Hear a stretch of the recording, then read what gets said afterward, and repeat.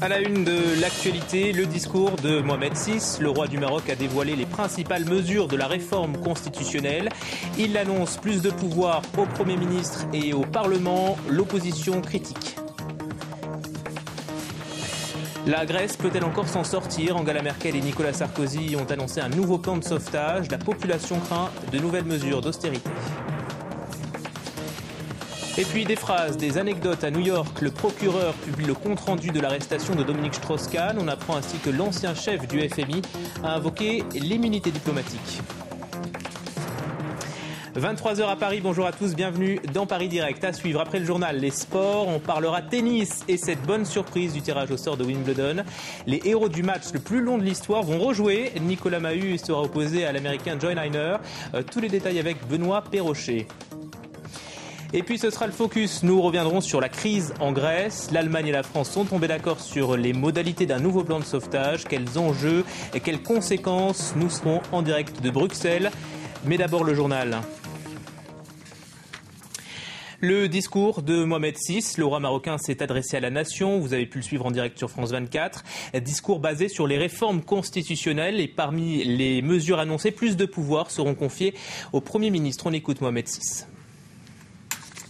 Votre premier serviteur, quand il accomplira son devoir national,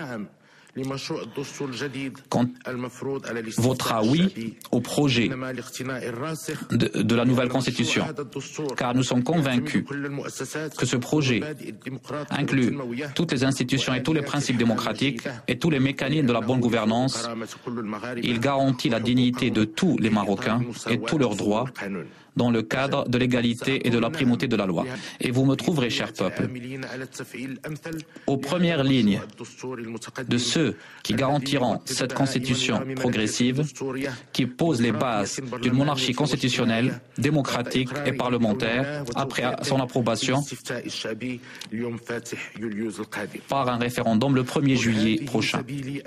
Et le discours du roi, on en parle avec vous. Bonjour, docteur Charkaoui Roudani. Bonjour. Merci d'être avec nous. Vous êtes écrivain, politologue, spécialiste du monde arabe. Première question, votre sentiment sur ce discours? C'est un discours que je qualifie d'historique. C'est un acte fondateur d'un Maroc moderne, d'un Maroc capable d'assumer ses responsabilités et régionales et ses responsabilités géopolitiques. C'est un discours c'est une feuille de route, bien évidemment, qui s'inscrit dans la continuité du discours du 9 mars, où il y avait une feuille de route qui a donné donc les sept fondements de la mise en place d'un État de l'égalité, d'un État de la consécration de l'État de droit et d'égalité. Donc c'est un discours que je qualifie vraiment d'historique. C'est un acte fondateur de Maroc contemporain, Maroc moderne, Maroc pluriel, Maroc qui est capable d'assumer, comme je viens de dire, ses responsabilités. Voilà. Et pour autant, le mouvement du 20 février, qui se réunit régulièrement dans la rue pour dénoncer les injustices, maintient la pression puisque la mobilisation, de dimanche prochain est maintenue. Comment est-ce que vous expliquez leur position? Vous savez, donc, les jeunes du 20 février, donc, cette pression, pour moi, c'est une sorte de préoccupation exprimée, parce que, voilà, donc, il y a beaucoup d'attentes, il y a une sorte de crainte aussi, de peur, il faut le dire, hein. Donc, parce que, aujourd'hui, comme il vient de dire, Sa Majesté le roi Mohamed VI, que le discours, c'est pas, en fait, il faut le donner, c'est une impulsion dans la mise en place d'un état d'égalité de droit. Donc cette pression, c'est une sorte de préoccupation, mais je ne pense pas qu'il va atténuer avec le temps, parce qu'au niveau, j'ai écrit beaucoup de choses sur la Constitution, sur la perception de cette nouvelle Constitution, et je pense que le roi Mohamed VI, Sa Majesté le roi Mohamed VI, aujourd'hui, il a été très au niveau de la perception, et il a été courageux, il a été responsable dans le sens propre du terme. Les manifestants ont également également beaucoup de revendications sociales et économiques, avec le chômage qui est quand même très haut. Est-ce que vous pensez que le roi Mohamed VI va leur donner de nouveaux gestes dans ces domaines-là? En fait, il y avait donc dans la Constitution, la nouvelle Constitution actuelle, donc cette nouvelle Constitution, il y avait la mise en place de plusieurs institutions et plusieurs structures d'ordre économique qui vont faire en sorte créer une sorte de dynamique économique. Et je pense que c'est une solution à moyen terme et à long terme pour éradiquer le chômage et pour essayer de faire en sorte que tout le monde se sente très bien sous le drapeau marocain. Et on attend aussi la date des élections législatives. Le roi n'en a pas parlé. Parce qu'il y a avant le référendum. Donc les Marocains seront appelés de voter en juillet. En juillet pour le référendum. Et après le vote, donc il y aura la consécration de cette constitution et après la mise en place des mécanismes et des outils politiques pour faire en sorte d'ériger un gouvernement capable d'assumer cette constitution. Donc c'est pourquoi aujourd'hui la constitution c'est pas une fin en soi, mais les mécanismes qu'il faut mettre en place qui sont très importantes. S'il y avait une réforme, une mesure annoncée ce soir à retenir, ce serait laquelle? Que le roi il a dit que je suis un citoyen comme tout le monde. Merci beaucoup, docteur Charkaoui Roudani, d'avoir été avec nous sur France 24.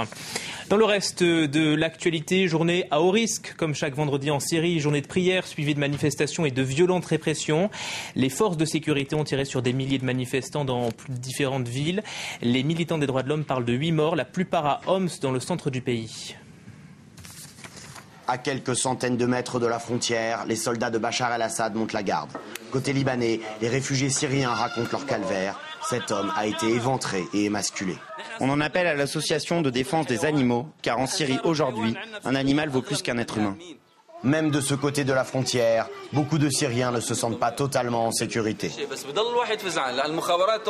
On a peur en permanence, car les services secrets libanais sont de mèche avec les services secrets syriens. Ce sont leurs agents.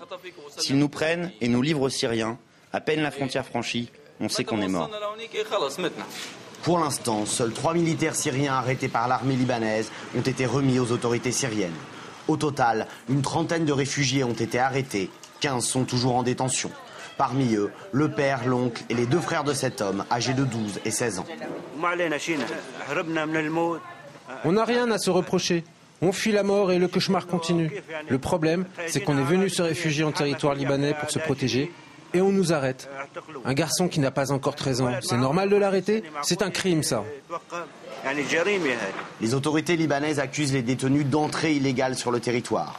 Seulement pour échapper au massacre, l'écrasante majorité des réfugiés a traversé la frontière illégalement. De plus, en temps normal, la frontière est extrêmement poreuse. Les habitants de la région vont et viennent d'un côté à l'autre sous l'œil impassible des soldats libanais. Aujourd'hui, beaucoup de réfugiés n'osent quitter leurs abris que pour recevoir de l'aide humanitaire. Les déplacés syriens, ils ont un peu peur parce que la situation en elle-même n'est pas claire. Ils préfèrent rester sous la protection des familles d'accueil. Depuis lundi, les alliés de Damas contrôlent le gouvernement. L'abri offert par le Liban aux réfugiés syriens paraît de plus en plus précaire. En Libye, cette annonce de Mouammar Kadhafi, dans un message diffusé par la télévision d'État, il prédit la défaite de la coalition. On l'écoute. Nous les attendons de pied ferme s'ils décident de combattre au sol. Ils devront faire face à notre volonté. C'est ça que nous voulons. Un combat au sol, un combat au sol. Mais ces lâches en sont bien incapables.